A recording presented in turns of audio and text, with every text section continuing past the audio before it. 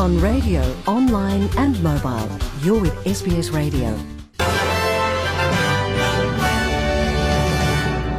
Good evening and welcome to SBS World News Radio. I'm Peggy Giacomellos. And I'm Darren Mara. Coming up. So we know that flash flooding is a real live issue throughout the southeast Queensland corner. Flash flooding risks in the wake of Cyclone Debbie. Also on the program, the Senate votes to prevent cuts to penalty rates. And for many people in Europe, Great Britain's intended departure from the EU is connected to very concrete worries about their own personal future. Britain asked to guarantee protection for Europeans living in the UK after the formal triggering of its EU departure process. Those stories and more coming up in the next half hour. Good evening. With the news at 6 o'clock, I'm Darren Mara. Residents in several northern New South Wales towns have been ordered to evacuate as the destructive tail of ex-Cyclone Debbie continues down Australia's east coast. Towns including Lismore, Murwillumbah and Condong have been ordered to evacuate immediately, with major flooding expected in the area. Meanwhile, schools in southeast Queensland are to remain closed on Friday. Well, despite predictions the weather could ease, Premier Anastasia Palaszczuk says authorities want to be sure that students from Agnes Water, south to the New South Wales border, are not put at risk. I need you to stay indoors. I need you to stay off the roads. We have not seen the worst of this severe weather system in the southeast of our state. We are going to see heavy rainfalls. We are going to see thunder.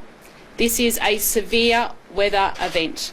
Earlier, the Prime Minister toured cyclone-hit communities alongside opposition leader Bill Shorten. Malcolm Turnbull said the scale of the damage means it'll be some time before people get back on their feet.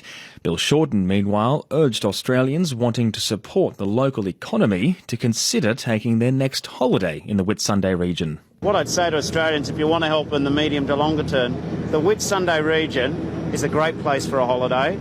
They will tidy this up. They will be back on their feet. And I think the best way the rest of Australians can help is perhaps when you're thinking about your next holiday, come to the Whitsunday region. The majority of the Senate crossbench has voted with Labor to pass a bill to prevent cuts to Sunday penalty rates. Senators from the Greens, One Nation and the Nick Xenophon team all voted with Labor, as did independents Darren Hinch and Jackie Lambie. The legislation is designed to prevent the Fair Work Commission from reducing the penalty rates of workers in hospitality, retail and fast food. The bill was moved by Labor Senator Doug Cameron and, unusually, will now head to the House of Representatives, where the government is likely to use its slim majority to vote it down. Senators are also facing a long day and possible night of debate as the government tries to push through two key bills before Parliament rises ahead of the May budget. The government is determined to get its company tax cut legislation through despite little support in the Senate without amendment. It also wants to pass legislation changing the Racial Discrimination Act, but faces an uphill battle with Labor and the Greens, plus crucial crossbench senators all opposed. Britain's ambassador to the United Nations says the United Kingdom may be leaving the European Union, but it isn't leaving Europe and will remain a major player on the world stage, including at the United Nations. Britain has formally begun exit proceedings from the EU in a hand-delivered letter to the European Union Council President Donald Tusk. Mr Tusk said the EU already misses the UK. I will not pretend that I'm happy today. But paradoxically, there is also something positive in Brexit.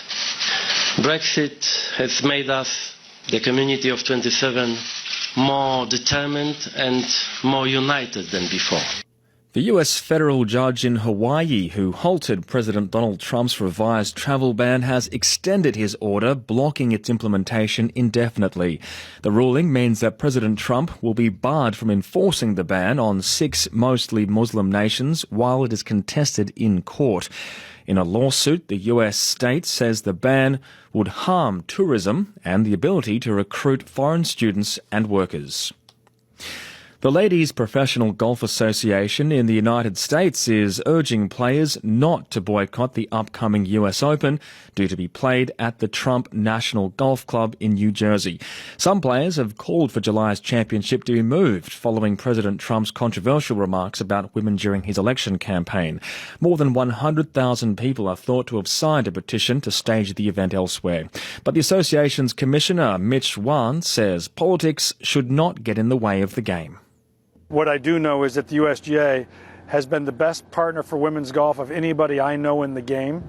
I don't know the groups that are these petition groups. I know they're not writing any checks to improve the opportunities for women in the game.